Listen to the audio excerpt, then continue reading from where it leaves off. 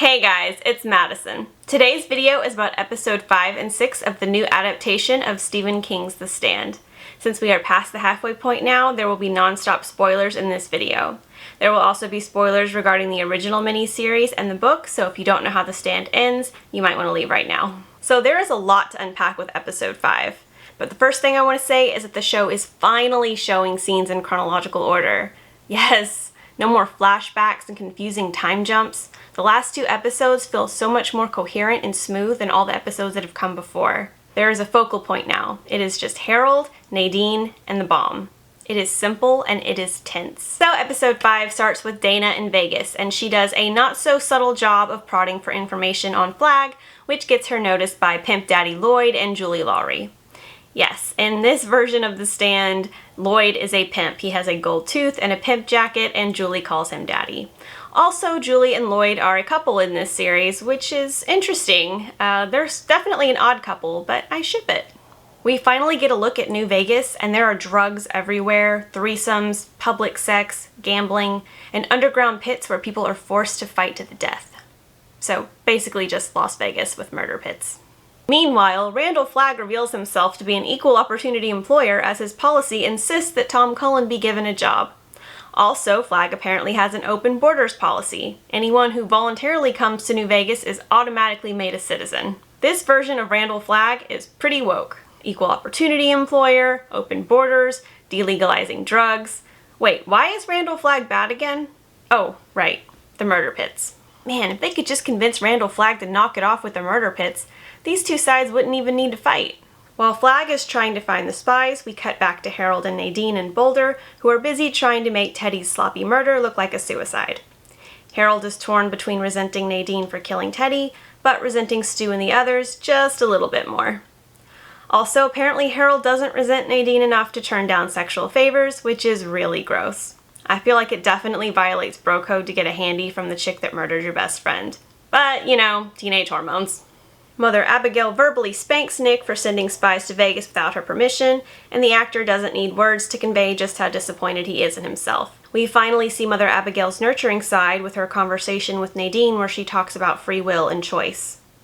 It definitely seems like Mother Abigail suspected Nadine of being up to something, and it's a shame that she didn't convey that suspicion to someone else before she went AWOL, but you know, Mother Abigail is all about free will, including the free will to blow up my favorite characters. Later in this episode, Nadine fails to seduce Larry, which just goes to show you should never try to seduce a man while wearing a cardigan. Also, you probably shouldn't say things like, "It's the only way he'll let me go," which is not the turn-on you think it is.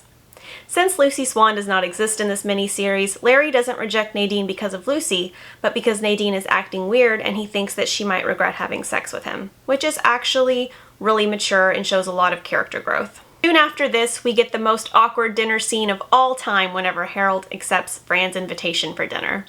Harold tells the story about the time that Fran flirted with some guy to get free ice cream and then she gave him some, and Fran nods as if she remembers this memory, except, psych!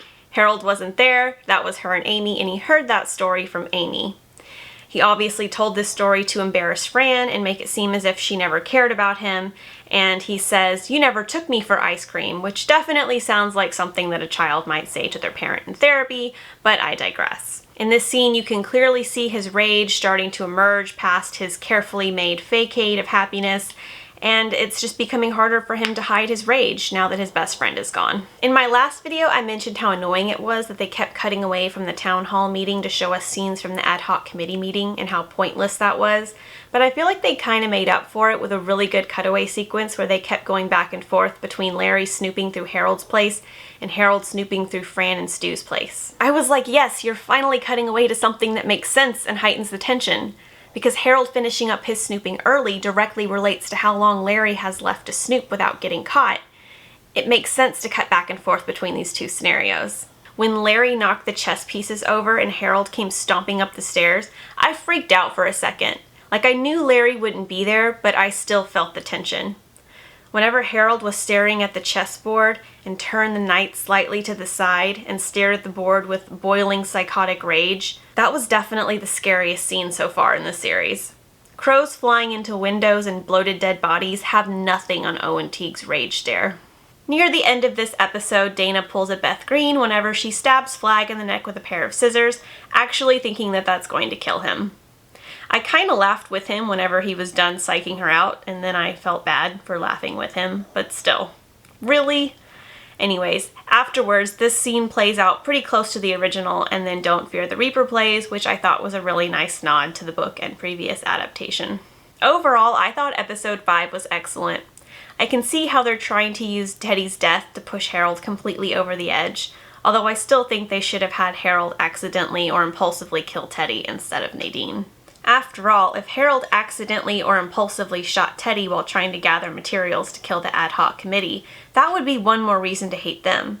But since Nadine did it, then that's just a reason to hate her, and then indirectly to also hate Flag, which kind of makes you wonder why he's even helping them.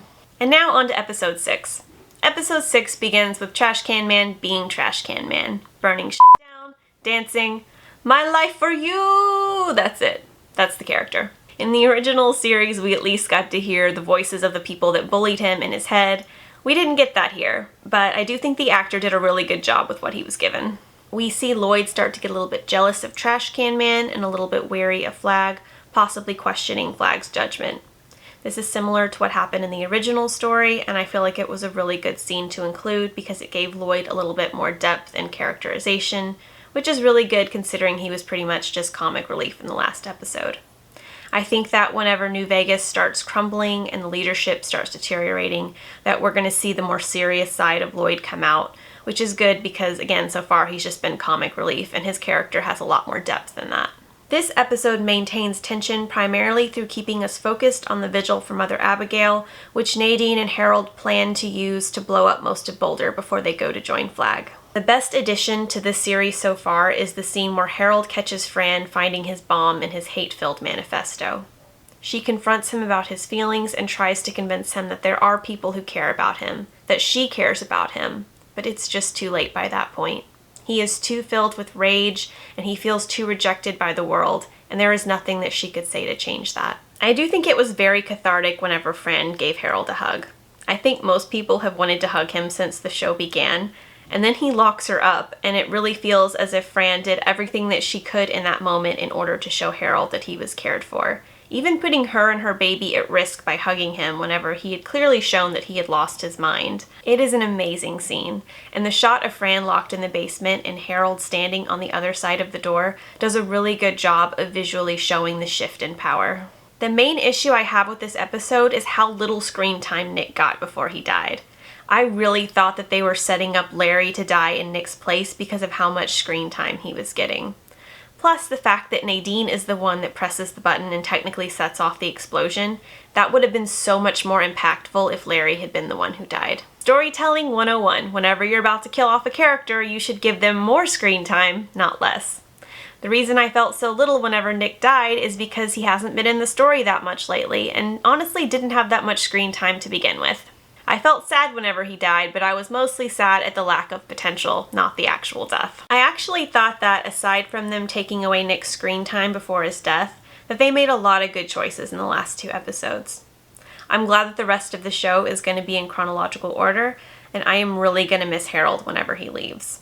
Owen Teague has been carrying this show, and I feel like when Harold dies, which is probably going to be in the next episode, that the show's quality is going to decline. I really hope that I'm wrong, though. If you enjoyed this video, please give it a thumbs up and subscribe. I'd really appreciate it. I'll be reviewing episodes 7 and 8 in a couple of weeks. Thanks for watching. I'll see you later.